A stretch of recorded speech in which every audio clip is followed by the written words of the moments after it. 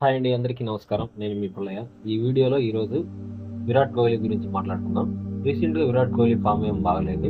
Virat Kohli retire అవ్వాలని అంటున్నారు. కానీ రిటైర్ అవ్వాలని చెప్పే వాళ్ళందరికీ నేను ఒకటే మాట చెప్తున్నాను.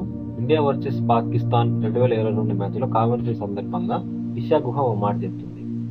Don't write off India, Virat Kohli is still there. అలాగే నేను అంటున్నాను, don't write off India, Virat Kohli is still playing.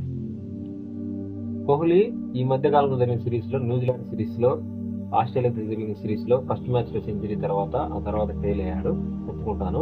కానీ ఇదే రకంగా గతంలో ఫెయిల్ అయినా కూడా కోహ్లీ స్ట్రాంగ్‌గా కమ్‌బ్యాక్ అయ్యాడు. అవి కొన్ని ఉదాహరణలతో ఒక 8 సంఘటనలు మీకు చెప్తాను. నేనేం డబ్బా కొట్టట్లేదు. మీరు ఒకసారి ఎంక్వైరీ చేసుకొని చూస్తే సరిపోతుంది. కోహ్లీ ఒక స్టార్‌ని ఎదిగాక ఫస్ట్ ఫెయిల్యూర్ నాకు తెలిసి 2014 సిరీస్‌లో వచ్చింది. 2014 ఇండియా వర్సెస్ ఇంగ్లాండ్ సిరీస్‌లో. ఆ సిరీస్‌కు ముందు కోహ్లీ టీ20 వరల్డ్ కప్ ఆడాడు. ఆ సిరీస్‌లో Kohli player of the tournament 319 runs చేశాడు. మిగతా బ్యాట్స్‌మెన్ ఎవరు సగం కూడా చేయలేదు. సెమీఫైనల్ మ్యాచ్‌లో 72 రన్స్, ఫైనల్‌లో 76 రన్స్ చేశాడు. కానీ ఇంగ్లాండ్‌తో జరిగిన సిరీస్‌లో 13.50 యావరేజ్ 134 రన్స్ చేశాడు. అవుట్ సైడ్ ఆప్షన్ బాల్స్ ఆడలేక అవుట్ అయ్యాడు ఆ సిరీస్‌లో. జిమ్మీ అండర్సన్ ఆ వీక్‌నెస్‌ని బాగా బయటపెట్టాడు. ఆ సిరీస్‌లో కోహ్లీ స్కోర్లు చూస్తే 1, 8, 25, 0, 39, 28, 0, 7, 6, 20 ఈ స్కోర్లను చూస్తేనే అర్థమవుతుంది కోహ్లీ ఎలా డౌన్ ఫాల్ అయ్యాడు అనేది.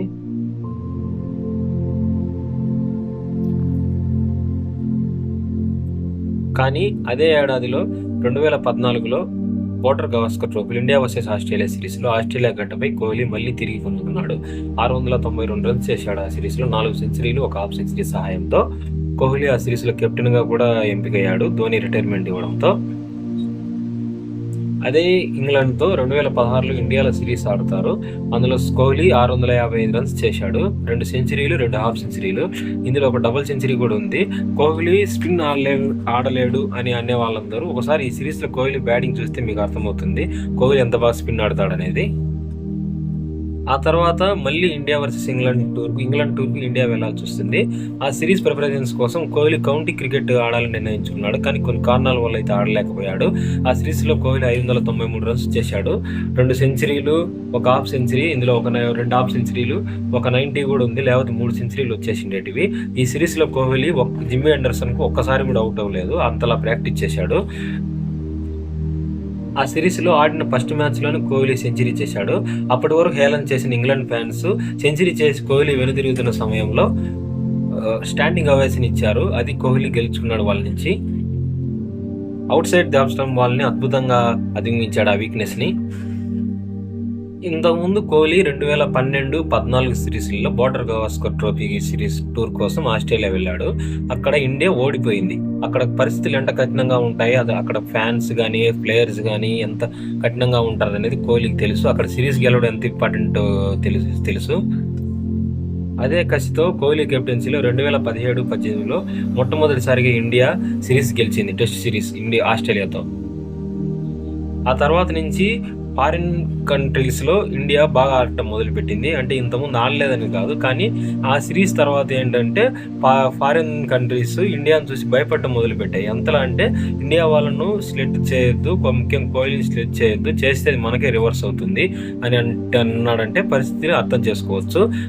అదేవిధంగా జస్టిన్ లాంగర్ ఇండియన్స్ని ఎప్పుడు అండర్ ఎస్టిమేట్ చేయొద్దని కూడా అన్నాడు. దీన్ని బట్టి మీకు అర్థమవుతుంది మన వాళ్ళు ఎలా ఆడారనేది. నెంబర్ 3, 2015లో టీమిండియా ఆస్ట్రేలియా వరల్డ్ కప్ ఆడింది. అందులో 2015 సెమీఫైనల్లో కోహ్లీ అవుట్ అయిపోతాడు. ఫలితంగా ఇండియా వరల్డ్ కప్లో సెమీస్ దారిలోనే ఇంటి దారి పట్టింది. దీనికి బదులుగా కోహ్లీ 2016లో టీ20 వరల్డ్ కప్లో విశ్వరూపం చూపిస్తాడు. 2016 సిరీస్లో 293 రన్స్ చేశాడు, ప్లేయర్ ఆఫ్ ది టోర్నమెంట్. వరుసగా 2 సార్లు ప్లేయర్ ఆఫ్ ది టోర్నమెంట్ గెలుచుకున్న మొట్టమొదటి ప్లేయర్. ఆ సిరీస్లో అండర్ ప్రెజర్ సిచ్యువేషన్లో బాగా ఆడాడు. పాకిస్తాన్ మీద ఒక 50 ఉంది. లీగ్ మ్యాచ్ల్లో ఆస్ట్రేలియాతో లీగ్ మ్యాచ్ ఉంది, ఆల్మోస్ట్ క్వార్టర్ ఫైనల్ లాంటి మ్యాచ్. ఆ మ్యాచ్ గెలిస్తే ఇండియా సెమీఫైనల్ గెలుతుంది. ఫస్ట్ బ్యాటింగ్ చేసిన ఆస్ట్రేలియా 160 రన్స్ చేసింది. మన వాళ్ళు మిగతా ప్లేయర్లంతా బ్యాట్స్మెన్ అంతా ఫెయిల్ అయ్యారు. కోహ్లీ 1 చేత మ్యాచ్ గెలిపించాడు, 52 పరుగులు చేశాడు ఆ మ్యాచ్లో. అదేవిధంగా సెమీఫైనల్లో వెస్టిండీస్తో 89 పరుగులు చేశాడు. కానీ అందులో నో బాల్స్, క్యాచ్ మిస్ కావడం వల్ల ఇండియా అయితే ఓడిపోవాల్సి వచ్చింది. కోహ్లీని సెల్ఫిష్ ప్లేయర్ అనే వాళ్ళందరూ ఇండియా మ్యాచ్ల్ని 2012 నుంచి 2023 వరకు మ్యాచ్లు చూడండి, మీకే అర్థమవుతుంది కోహ్లీ ఇంపార్టెన్స్ ఎంతో, కోహ్లీ బ్యాటింగ్తో ఎలా కాంట్రిబ్యూట్ చేశాడో, కోహ్లీ మీద ఇండియన్ బ్యాటింగ్ ఆర్డర్ ఎలా ఆధారపడిందో మీకే అర్థమవుతుంది. అలాగే 2019 ఓడిఐ వరల్డ్ కప్లో ఇండియా సెమీస్లో ఓడిపోయింది న్యూజిలాండ్ చేతిలో. ఆ సెమీస్ ఫైనల్లో కోహ్లీ ఫెయిల్ అయ్యాడు. దీనికి బదులుగా 2023 ఇండియాలో జరిగిన సెమీఫైనల్ కోహ్లీ సెంచరీ చేశాడు. ఇక్కడ సమాధానం చెప్పాడు, కోహ్లీ నాకౌట్ మ్యాచ్ల్లో ఆడలేడని ఇందులో కరెక్ట్గా చెప్పాడు. అదే ఫైనల్లో కూడా 54 రన్స్ చేశాడు. ఈ సిరీస్లో ఈ టోర్నమెంట్లో సెమీఫైనల్ సెంచరీ చేయడం ద్వారా అత్యధిక సెంచరీలు ఓడిఐ ఫార్మాట్లో 50 సెంచరీలు చేసి సచిన్ రికార్డును కూడా అధిగమించాడు. కోహ్లీ వన్డే వరల్డ్ కప్లో బాగా ఆడలేదన్నారు. వీటికి సమాధానం 2019, 2023 వరల్డ్ కప్ అని చెప్పాడు. 2019 వరల్డ్ కప్లో 443 రన్స్ చేశాడు, 5 హాఫ్ సెంచరీలు ఉన్నాయి. వరుసగా ప్రతి మ్యాచ్ ఆడుతూ వచ్చాడు. సెంచరీ అయితే రాలేదు కానీ 70s, 80s ముఖ్యమైన నాక్స్ అయితే ఆడాడు. అలాగే 2023 వరల్డ్ కప్లో 3 సెంచరీలు, 5 హాఫ్ సెంచరీలతో 765 పరుగులు చేశాడు. సచిన్ ఒక వన్డే వరల్డ్ కప్లో చేసిన అత్యధిక స్కోర్ని కోహ్లీ అధిగమించాడు. 2017 ఛాంపియన్స్ ట్రోఫీ ఫైనల్ కోహ్లీ కెప్టెన్సీలో పోయింది. అది అలాగే 2021 టీ20 వరల్డ్ కప్లో కోహ్లీ కెప్టెన్సీలో ఫస్ట్ టైం ఇండియా పాకిస్తాన్ చేతిలో ఓడిపోయింది. దీనికి బదులుగా ఆ తర్వాత 3 ఏళ్ల పాటు కోహ్లీకి సెంచరీ లేదు. కోహ్లీ బ్యాట్ పేస్లో అత్యంత కఠినమైన దశ ఏదైనా ఉందంటే అది ఇదే. దీని నుంచి బయటపడడానికి కోహ్లీ ఒక 3 నెలలు అయితే బ్రేక్ తీసుకున్నాడు. ఆ తర్వాత వచ్చిన తర్వాత ఆఫ్ఘనిస్తాన్తో జరిగిన మ్యాచ్లో, ఆసియా కప్లో టీ20 మ్యాచ్లో సెంచరీ చేశాడు. ఆ తర్వాత కోహ్లీ చాలా ఫ్రీగా కనపడ్డాడు. బిగ్ ప్రెజర్ మ్యాచ్లో 2022 వన్డే టీ20 వరల్డ్ కప్లో మరోసారి ఘోర ఓటమి చవిచూస్తున్న ఇండియన్ టీంని కోహ్లీ గట్టెక్కించాడు. ఆ మ్యాచ్లో అత్యంత కఠినమైన పరిస్థితుల్లో 82 రన్స్ చేసి ఇండియాని గెలిపించాడు. మ్యాచ్ తర్వాత కోహ్లీ కన్నీళ్లు పెట్టుకున్నాడంటే అర్థమవుతుంది కోహ్లీ ఎటువంటి పరిస్థితులు ఎదుర్కొని ఆడాడో. అలాగే ఆ తర్వాత జరిగిన 2024 టీ20 వరల్డ్ కప్ ఇండియా గెలిచింది. అందులో లీగ్ స్టేజ్లో కోహ్లీ ఓపెనింగ్గా వచ్చాడు కానీ ఫెయిల్ అయ్యాడు. తన అప్రోచ్ మార్చుకున్నాడు, ఫస్ట్ బాల్ నుంచి హిట్టింగ్ చేయడము, కానీ అందులో ఆ టోర్నమెంట్లో ఫెయిల్ అయ్యాడు. కానీ ఇంపార్టెంట్ మ్యాచ్లో, ఫైనల్ మ్యాచ్లో కోహ్లీ 76 రన్స్ చేసి ఇండియా గెలవడంలో తోడ్పడ్డాడు. ఇవన్నీ విన్న తర్వాత మీకు ఒకటి అర్థం కావాలి, కోహ్లీ ఫెయిల్ అవ్వడం కొత్త కాదు, మళ్ళీ బలంగా తిరిగి వస్తాడు. కోహ్లీ చాలా ఎక్కువగా ప్రాక్టీస్ చేస్తున్నాడు కానీ ఏది కలిసి రావడం లేదు.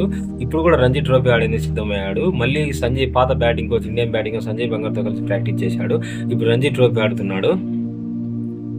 బిగ్ టోర్నమెంట్స్లో ఎలా కంబ్యాక్ అవ్వాలో కోహ్లీకి మనం చెప్పక్కర్లేదు.